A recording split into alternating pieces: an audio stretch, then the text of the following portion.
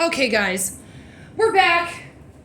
And when we're talking about the zero product property, okay, we're talking about what we're using to solve polynomial equations.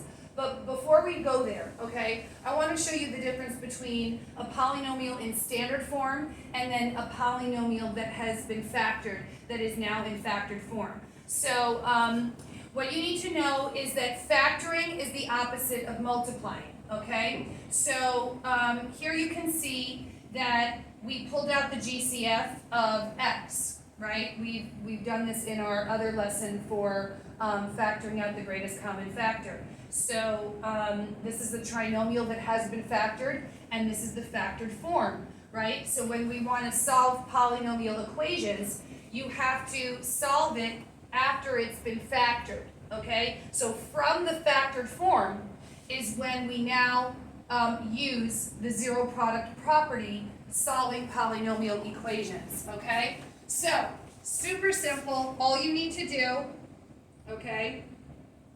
I know it's small, let me try to do that.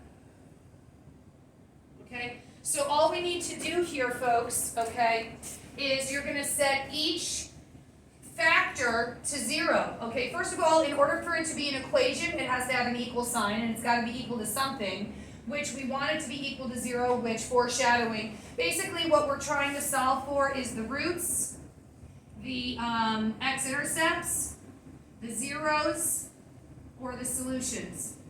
Okay? All four of these things mean the same thing, and you'll be asked this question: what are the roots? What are the x-intercepts? What are the zeros? What are the solutions? Basically, they just want you to solve for the where does this parabola, this quadratic, cross over or touch the x-axis. Okay? So all we need to do is just set each factor equal to 0.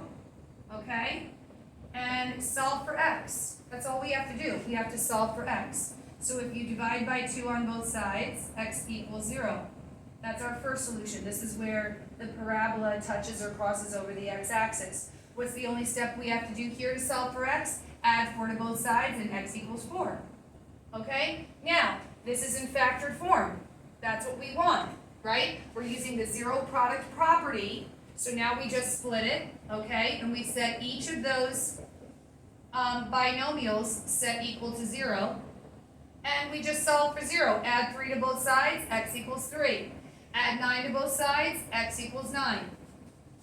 Okay? And so let's see if there's another one.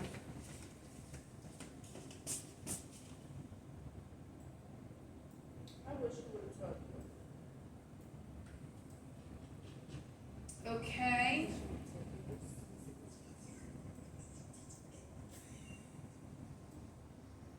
I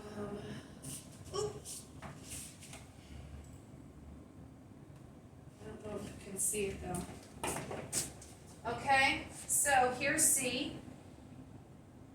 There it is. I'll bring it down because I'm sure there's a glare. Hold on, guys. All right. Okay, so write down this example. All right. Using the zero product property. This has been factored. We have now set it equal to 0, and now we split it, and we just set each binomial equal to 0.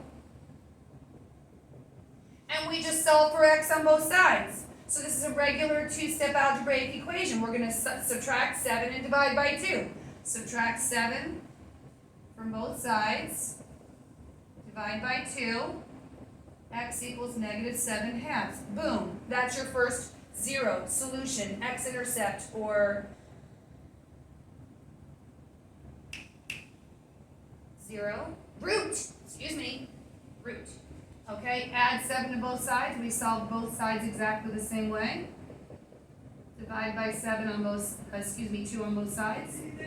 We get 7/2. That's your second solution. So one solution is a -7/2. The other solution is positive 7/2. Done. So what is the main idea here? You just set each binomial equal to 0 and solve for x. That's all it is. Okay, let me show you. Also, okay, As you can see in this last example, we'll do this together in class.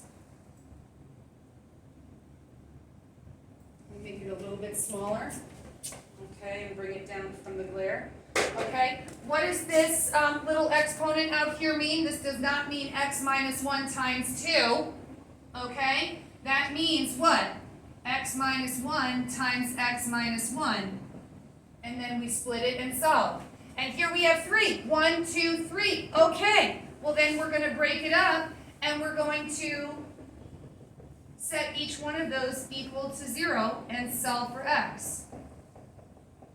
Okay, and yes, you can have a repeat solution. So this would be x equals 1 here, x equals 3, and x equals, negative 1. Subtract 1 from both sides. 1. And here we have a repeating 0 solution root or x-intercept. Okay, and there you have it. That's the zero product property.